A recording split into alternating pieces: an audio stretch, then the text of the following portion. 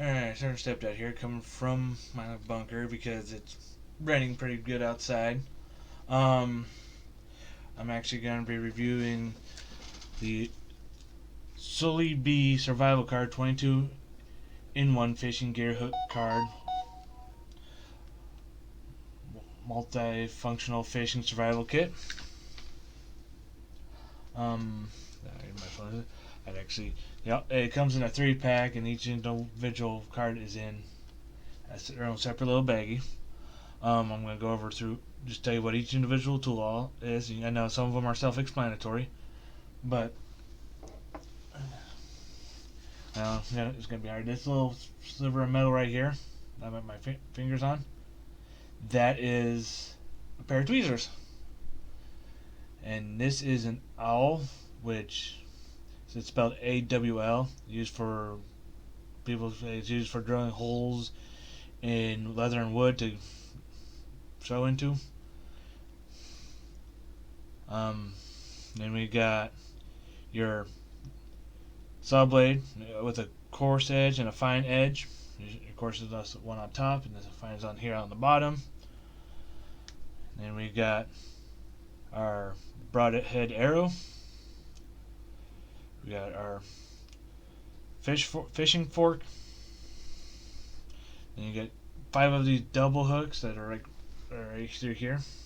There's 4 here, 1 here. Then you get your 4 single hooks. Then you got your snare locks or fishing lures. You got 2 bigger ones and 2 smaller ones. Each individual thing is a trident arrow head. And you got 2 sewing needles right here. And you got your arc saw right here. There's spots where there's a little extra metal, like they may have to get off down here, like down here in the saw when you're using it. I mean, you can use a lot of these saws by finger, or you can find stick them into a chunk of wood. I have actually used some of these. I've actually took one, get apart, and still fits in the bag. But it does take a little bit to get the metal off and all that. I've actually took some time to actually use the sewing needles because I just didn't want to do it on here. It's a little strange doing it, but I actually saw it on the thread, which is I've been using I used a fishing line to try it out. It's a 50-pound test, but the needle is sharp at one point, so be a little careful with that. But you can sew with it. I mean, I was sewing a canvas bag. I was actually sewing some Velcro onto it. Not the best sewer, but it does work. Now, actually, I'm gonna need to. Let's see if I can actually do something here. Now, it's a little tricky getting through some of these holes, like on these fishing hooks. I mean, the hook is really small, so you gotta really have a good threading ability. Now, if these are really small, it's a little painful getting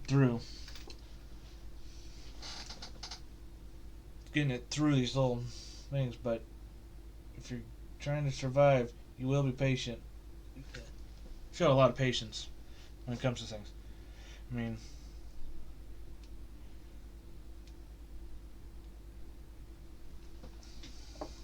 I can try on one of the other hooks, the single hook.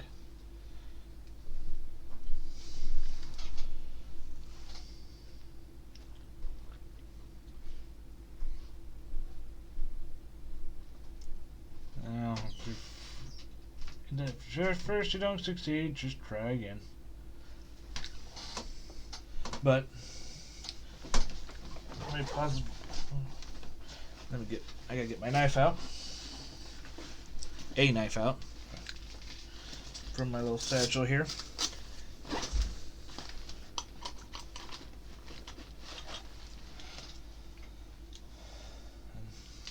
Cut that. Always make sure that blade locks when you're using it, Because if you forget to make sure it locks, just kind of could slide on you and cause you cut yourself. Yeah, I need to sharpen my blade. There we go. Let's see if I can get one of these through now.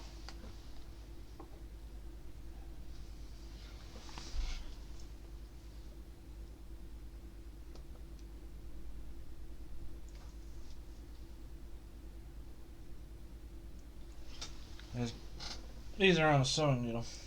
These holes are really small, which is always going to be a problem. Here.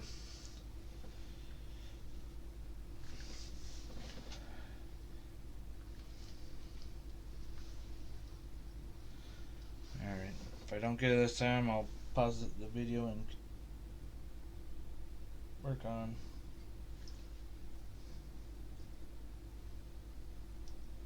it for a bit. Alright, well, I'm going to pause the video and come back when I get it through. These are really painful if you're using the wrong thread. Alright, now I got through it. It's just a little tricky, you gotta work with it. These holes are kind of small. You might be able to take one of the other items and make it a little bigger.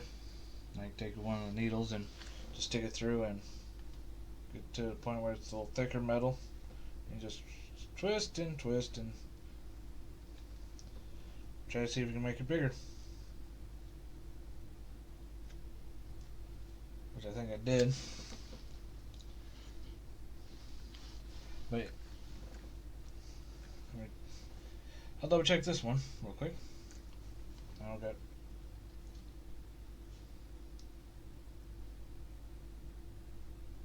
Always threading needle, sewing these needles together is, well, threading is always going to be difficult. But yeah, if you can see there, I got a little bit through, and you just kind of have to take like the tweet, so you can grab with your fingernails and pull it through. But I'm gonna stay with this one.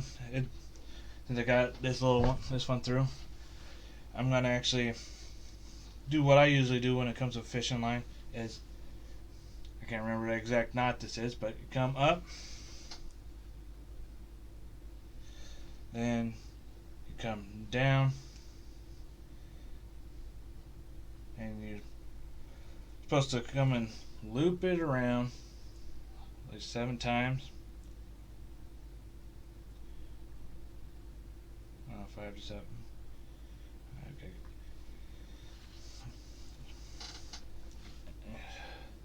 And actually, I'm carrying. This is actually 50-pound test line that I have here. So it's gonna take a little bit. You just loop it around.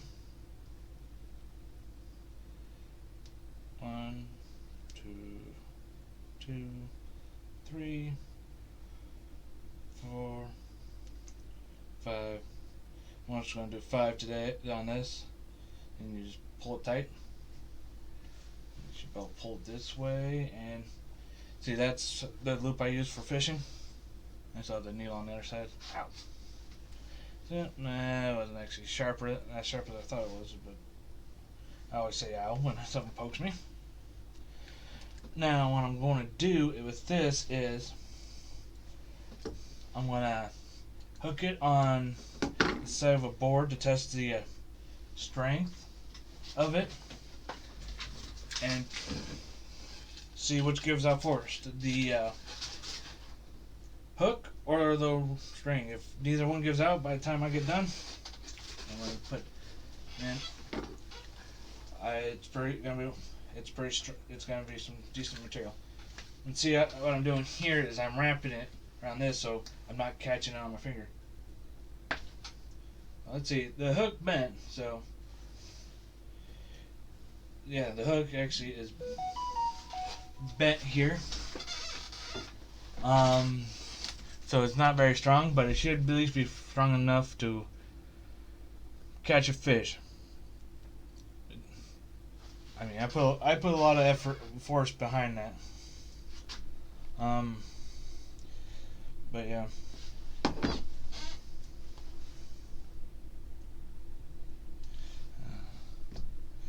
people messaging me. Alright, zip this. We have to zip that up. Now, there's gonna be a few things. Yeah, it's thin metal, but it's meant to be there to help you survive. So I'm gonna take each little chunk of saw and use it to cut into this wood. See, that is this thin blade, and you got this thick one. Well, of course.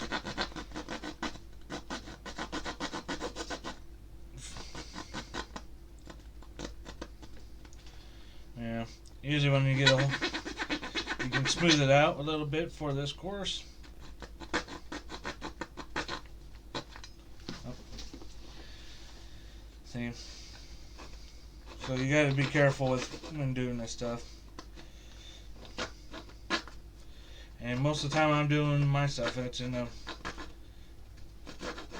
closed environment. So you can take these and depending on how you're feeling, you can use the thin blade, of course, to make the saw cut.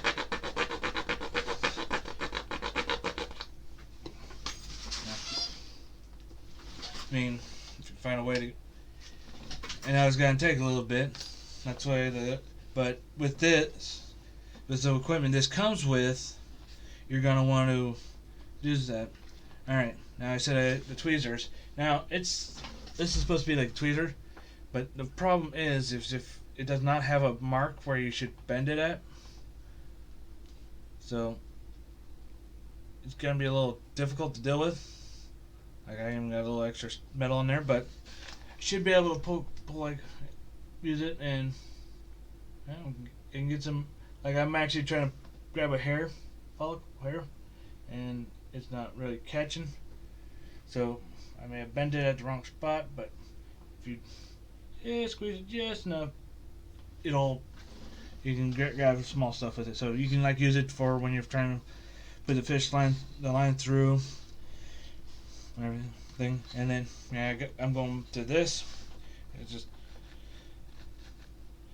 just a small little saw, curved saw. So if you need to cut into something that's a little more curved. Now come to the, and you get the snares and everything.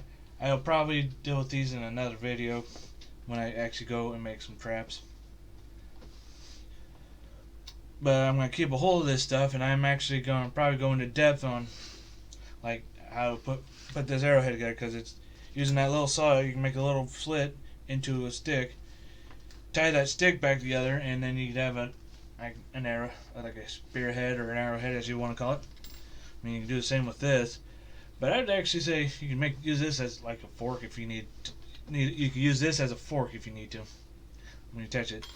Now this little thread like this, they had someone actually just wrap it around a piece of wood.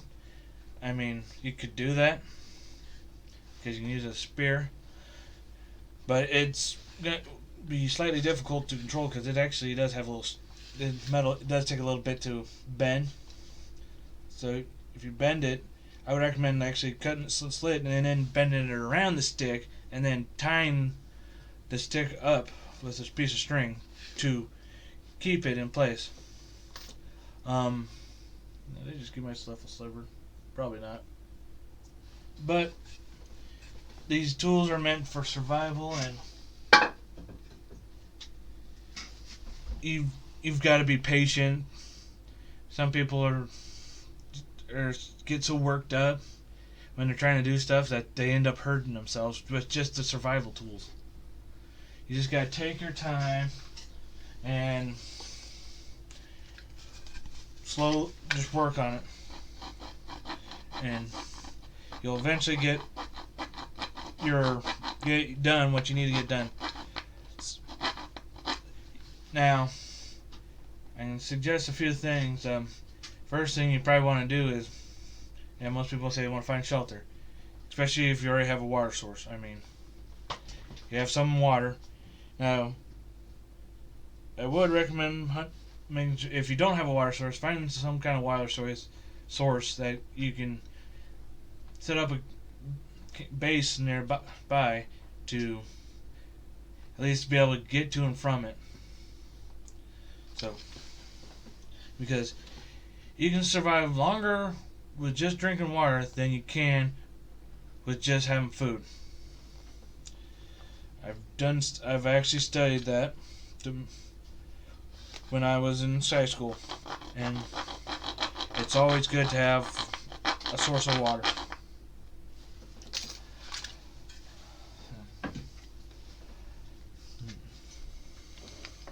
Until next time, remember, survival. Always sometimes thinking about survival, because often I'm thinking about your survival situations and making sure you're prepared.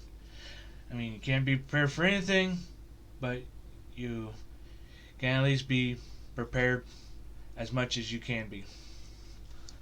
And I am not going to say there's no such thing as being over prepared, because everyone's preparedness level is different.